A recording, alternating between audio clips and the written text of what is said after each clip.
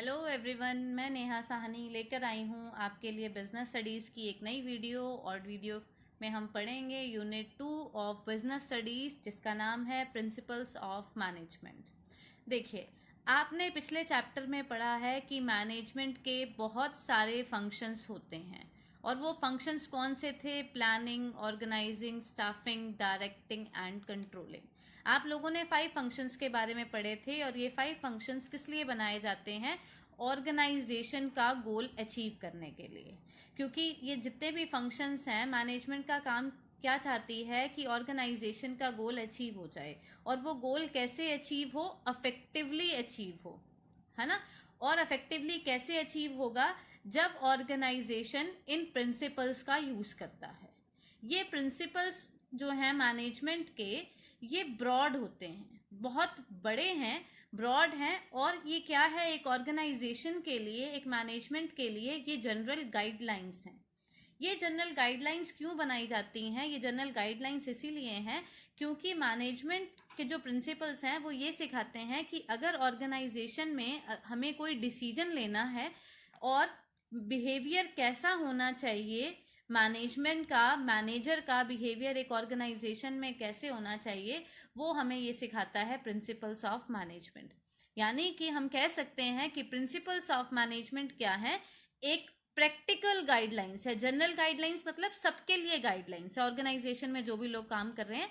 या हम इसको बोल सकते हैं प्रैक्टिकल गाइडलाइंस हैं जो मैनेजर यूज करता है डिसीजंस लेने के लिए और किस तरह से ऑर्गेनाइजेशन में बिहेव करना है उसके लिए। ये क्या कहता है प्रिंसिपल ऑफ मैनेजमेंट? ये कोई रूल्स नहीं होते हैं, ठीक है। ये कोई रूल्स नहीं है, बट ये क्या है? Only a guide to action. यानी कि ये रूल्स क्या करते हैं? एक्शन लेने में मदद करते हैं। यानी कि अगर ऑर्गेनाइजेशन में बहुत सारी प्रॉब्लम्स आती हैं तो वहां पर इन प्रॉब्लम्स के सॉल्यूशन के लिए ये प्रिंसिपल्स ऑफ मैनेजमेंट का इस्तेमाल किया जाता है। अब ये प्रिंसिपल्स यूज कहाँ होते हैं? ये हर तरह की ऑर्गेनाइजेशन में यूज होते हैं। यानी कि डिफरेंट काइंड्स ऑफ ऑर्गेनाइजेशन में इन प्रिंसिपल का यूज होता है। जैसे आप इनको बिजनेस में भी यूज कर सकते हैं, आप इनको हॉस्पिटल्स में भी यूज कर सकते हैं, आप इनको क्लब्स में भी यूज कर सकते हैं और एजुकेशनल इंस्टीट्यूशंस में भी यूज कर सकते हैं। तो यानी कि ये प्रिंसिपल्स क्या है? हर ऑर्गेनाइजेशन के लिए सूटेबल हैं। उसके बाद हम पढ़ते हैं, आज जो हमारा मेन टॉपिक है प्रिंसिपल्स ऑफ मैनेजमेंट में, उसमें क्या पढ़ने हैं हमने? हेनरी फ्योल के बारे में। हेनरी फ्योल कौन था? हेनरी फ्योल एक ऐसे पर्सन थे जिन्होंने ये प्रिंसिपल्स ऑफ मैनेजमेंट बनाए थे। हेनरी फ्योल एक फ्रेंच मैनेजमेंट थ्योरिस्ट थे। 1841 में इनका बर्थ हुआ था और 1925 में इनकी डेथ हुई थी। इन्होंने माइनिंग एकेडमी से ग्रेजुएशन करी थी और उसके बाद एक फ्रेंच कंपनी ही ज्वाइन कर ली थी। इन्होंने जब एक फ्रेंच कंपनी ज्वाइन करी थी, 1860 में ज्वाइन करी थी, और उसमें एक इंजीनियर की पोस्ट पे काम करते थे। और उसी ऑर्गेनाइजेशन में इंजीनियर की पोस्ट से वो वहां के एमडी बन गए। एमडी का मतलब मैनेजिंग डायरेक्टर बन गए इन 1888 में। यानी कि इस समय इन्होंने इतना हार्डवर्क किया, इन्होंने इतनी मेहनत करी, जिसकी वजह से एक कंपनी में इंजीनियर की पोस्ट से वो एमडी की पोजीशन पे पहुंच गए। ऐसा क्या हुआ था? जब ये उस कंपनी में काम कर रहे थे तो वो कंपनी क्या हो गई थी? बैंकरप्ट हो गई थी, यानी कि कंगाल हो गई थी। और अपने एडमिनिस्ट्रेटिव एक्सपीरियंस की हेल्प से फ्योल ने क्या किया था? इतना ज्यादा टाइम दिया था, इतना ज्यादा कंट्रीब्यूशन दिया था उस ऑर्गेनाइजेशन में, जिसकी वजह से उस ऑर्गेनाइजेशन का फॉर्च्यून वापस आ गया था। और 1918 में ये रिटायर हो गए। और जब ये रिटायर हुए तो कंपनी की जो पोजीशन थी वो बहुत ही एक्सीलेंट थी। अब इन्होंने कंट्रीब्यूशन बहुत जगह दिया। फ्योल ऐसे पर्सन थे जिन्होंने सबसे पहली बार फर्स्ट टू आइडेंटिफाई 4 फंक्शंस। हमने अभी स्टार्टिंग में पढ़ा कि मैनेजमेंट के 5 फंक्शन होते हैं। तो मैनेजमेंट के जो 4 फंक्शंस हैं, और वो 4 function planning, organising, directing and controlling, ये चारों फंक्शंस को आइडेंटिफाई करने वाले सबसे पहला पर्सन कौन था? फ्योल था। इन्होंने 14 प्रिंसिपल्स बनाए थे, जिनको अभी हम डिटेल में पढ़ेंगे। 14 प्रिंसिपल्स बनाए थे जो गाइडलाइंस थी एक मैनेजर के लिए, यानी कि अगर एक मैनेजर किसी भी मुसीबत में है, किसी भी प्रॉब्लम में है, तो वो इन प्रिंसिपल्स का यूज करके, इनको अप्लाई करके उस प्रॉब्लम से निकल सकता है। इसीलिए इनको दूसरा नाम इनका क्या है, फ्योल का फादर ऑफ जनरल मैनेजमेंट भी इनको कहा जाता है, कि ये फादर हैं जनरल मैनेजमेंट के। तो अब हम क्या पढ़ेंगे, मैनेजमेंट के प्रिंसिपल्स पढ़ेंगे। सबसे पहला प्रिंसिपल और फोरमोस्ट इंपॉर्टेंट प्रिंसिपल क्या है, डिवीजन ऑफ वर्क। देखिए बेटा, डिवीजन ऑफ वर्क मतलब क्या, डिवीजन का मतलब क्या होता है, डिवाइड करना। किसको डिवाइड करना, वर्क को डिवाइड करना। ये प्रिंसिपल के अकॉर्डिंग फ्योल क्या कहते थे, फ्योल का ये कहना था कि ऑर्गेनाइजेशन में होल वर्क को क्या कर दो, डिवाइड कर दो। और डिवाइड कैसे करेंगे, देखो हमें कोई काम करना होता है तो हम उस काम को क्या करते हैं, छोटे छोटे टुकड़ों में बांट देते हैं, यानी कि उस होल वर्क को डिवाइड कर दो टुकड़ों में। और अब हम किसी भी काम को डिवाइड करते हैं तो वो किसके बेसिस पे करते हैं, हम उस पर्सन की कॉम्पिटेंस के बेस पे, हम उस पर्सन की क्वालिफिकेशन के बेस पे, एबिलिटी के बेस पे, इंटरेस्ट के बेस पे, और हम कह सकते हैं एक्सपीरियंस के बेस पे। अब ऑर्गेनाइजेशन में सपोज बहुत सारे काम होते हैं, अब एक ही काम एक ही पर्सन तो नहीं कर सकता, तो इसीलिए अगर हम चाहते हैं कि हमारी ऑर्गेनाइजेशन में काम बहुत अच्छा हो, तो उसके लिए जब हम काम को डिवाइड करते हैं, तो काम को डिवाइड करते हुए हमें उस काम को जो एलोकेशन करना है वो किसके बेसिस पे करेंगे, यानी कि हम एम्प्लॉयज को देखेंगे कि वो एम्प्लॉय उसमें कॉम्पिटेंट है, उसकी क्वालिफिकेशन है, एबिलिटी है, इंटरेस्ट है और एक्सपीरियंस है। अब यानी कि अब ये जो डिवीजन वो कह रहा है, डिवीजन से क्या होता है, डिवीजन का फायदा क्या होता है, division make each task simpler. देखो काम क्या हो जाता है, आसान हो जाता है, कैसे, क्योंकि देखो एक पर्सन है, वो इस काम को रिपीटेटिव कर रहा है, बार बार काम को कर रहा है, और बार बार करने से उसकी स्पीड, उसकी एक्यूरेसी क्या हो जाएगी, इंक्रीज हो जाएगी, और रिपीटेडली काम करने से वो उस फील्ड में क्या हो जाएगा, स्पेशलाइजेशन हो जाएगा। ठीक है, तो स्पेशलाइजेशन से क्या होगा, काम अच्छा होगा, नए नए आइडियाज आएंगे उसके ऊपर। उसी तरह हम एक एग्जाम्पल लेते हैं।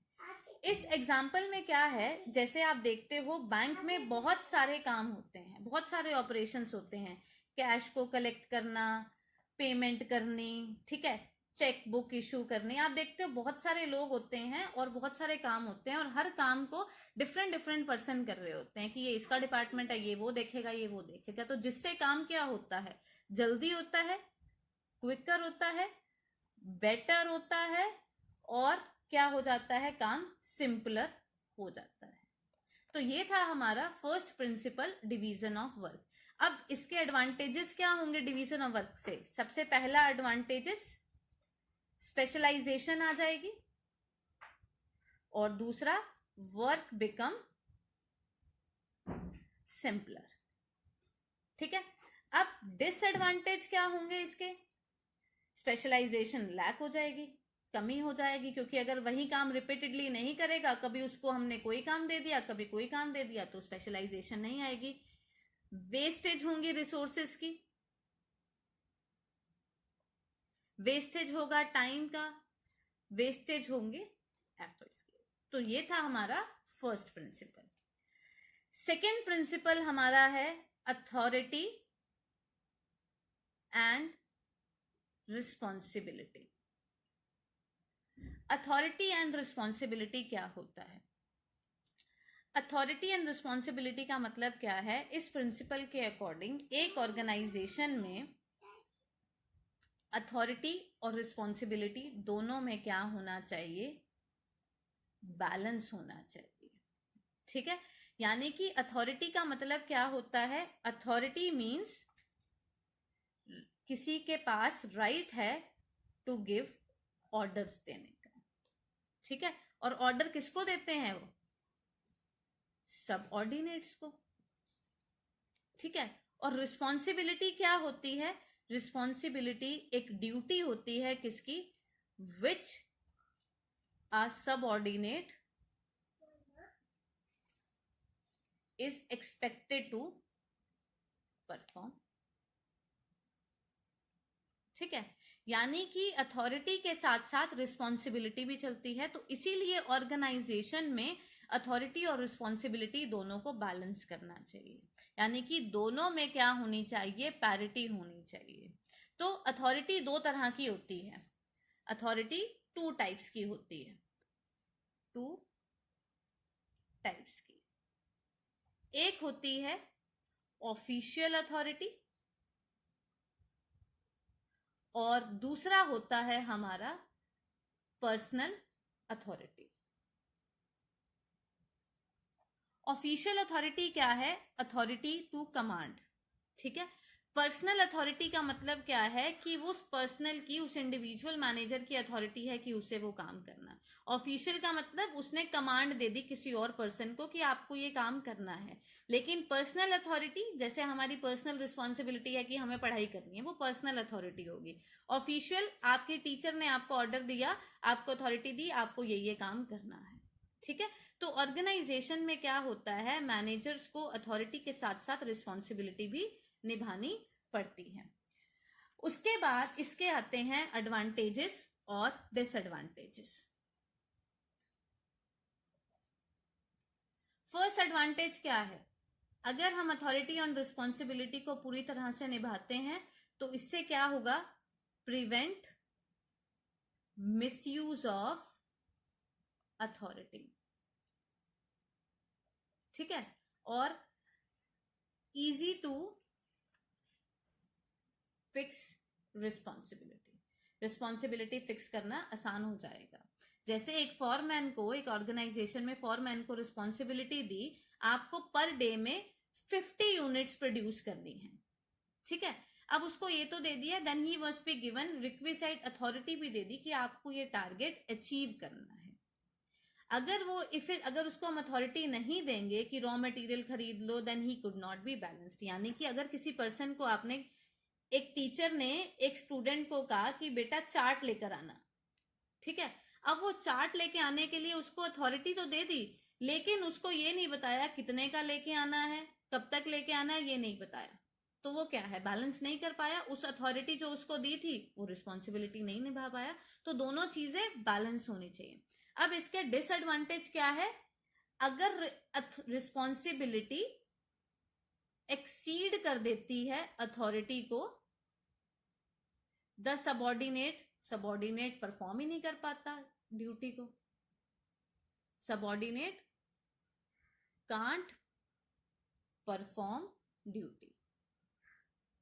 ठीक है, और अगर अथॉरिटी एक्सीड हो जाती है, देखो रिस्पॉन्सिबिलिटी एक्सीड हुई तो सबऑर्डिनेट परफॉर्म नहीं कर पाएगा, और अगर अथॉरिटी एक्सीड करी रिस्पॉन्सिबिलिटी से तो सबऑर्डिनेट क्या कर लेगा? उसका मिसयूज कर लेगा। तो यानी कि वही सेम चीज आ गई कि दोनों में क्या बैलेंस बना के रखना चाहिए, ए और आर में। थर्ड प्रिंसिपल आता है हमारा डिसिप्लिन। डिसिप्लिन का मतलब क्या होता है? Obedience to rules and regulations. यानी कि ऑर्गेनाइजेशन में क्या होना चाहिए? रूल्स और रेगुलेशंस को फॉलो करना चाहिए। अगर ऑर्गेनाइजेशन में हम चाहते हैं कि सिस्टमेटिक वर्किंग हो, तरीके से काम हो, हर चीज प्रॉपर हो, तो उसके लिए क्या है? रूल्स और रेगुलेशंस को फॉलो करना चाहिए। तो इसीलिए फियोल का क्या कहना है कि डिसिप्लिन के लिए क्या होगा? गुड सुपरवाइजर होना चाहिए हर लेवल पे, जिसको क्लियर हो जो जितने भी रूल्स और रेगुलेशंस बनाए गए हैं उनकी पेनल्टी लगाई जाए, तभी डिसिप्लिन फॉलो होगा। आप लोग स्कूल में अगर कोई भी चीज का मिसयूज करते हो, क्लास से बाहर होते हो, प्रॉपर यूनिफॉर्म में नहीं होते हो, लैंग्वेज प्रॉपर यूज नहीं करते हो, तो अगर आपके ऊपर पेनल्टी लगाई जाएगी तो उस ऑर्गेनाइजेशन में, उस स्कूल में क्या हो जाएगा? डिसिप्लिन मेंटेन, कि वहां पे तो स्ट्रिक्ट है, रूल्स और रेगुलेशंस फॉलो हो रहे हैं, तो सेम ऑर्गेनाइजेशन में भी क्या है कि डिसिप्लिन बहुत जरूरी है, यानी कि रूल्स और रेगुलेशंस बहुत जरूरी हैं, वो फॉलो हुए। तो हर एंटरप्राइज में, चाहे वो स्मॉल एंटरप्राइज हो, चाहे वो लार्ज ऑर्गेनाइजेशन हो या एंटरप्राइज हो, हर ऑर्गेनाइजेशन में हर लेवल में, हमने लेवल्स पढ़े थे, 3 लेवल होते हैं, टॉप लेवल, मिडल लेवल और लोअर लेवल। यानी कि हर लेवल पे क्या है, जरूरी है डिसिप्लिन फॉलो किया जाए। इसके एडवांटेजेस और डिसएडवांटेजेस क्या है? फर्स्ट, इसका एडवांटेजेस क्या है कि अगर डिसिप्लिन होगा तो क्या होगा, तो ऑर्गेनाइजेशन में जब डिसिप्लिन फॉलो होता है तो उसके एडवांटेजेस और डिसएडवांटेजेस क्या हैं? अगर डिसिप्लिन फॉलो हो रहा है तो स्मूथ फंक्शनिंग होगी बिजनेस में, और बेटर रिलेशनशिप होंगे मैनेजमेंट और एम्प्लॉयज, क्योंकि दोनों एक दूसरे की बात मान रहे हैं, क्योंकि हर लेवल पे डिसिप्लिन की जरूरत है, तो बेटर रिलेशंस होंगे। और डिसएडवांटेज क्या है? डिसओबीडियंस, रूल्स और रेगुलेशंस फॉलो नहीं हो रहे तो डिसओबीडियंस हो रहे हैं, आज्ञा का पालन नहीं हो रहा है। और दूसरा, जो रिलेशंस हैं मैनेजमेंट और एम्प्लॉयज के, अच्छे नहीं होंगे। तो इस वीडियो में हम ये 3 प्रिंसिपल्स पढ़ेंगे, नेक्स्ट वीडियो में हम बाकी प्रिंसिपल पढ़ेंगे। Thank you so much.